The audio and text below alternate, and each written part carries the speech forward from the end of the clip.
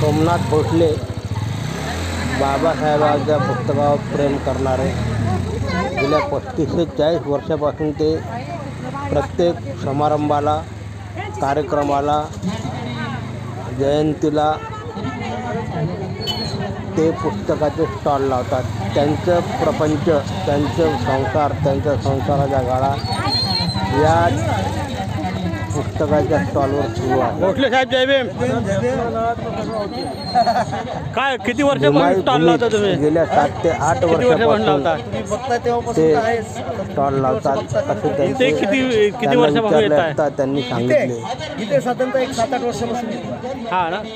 मग जसं हे सुरू झालेलं आहे तेव्हापासून आणि म्हणून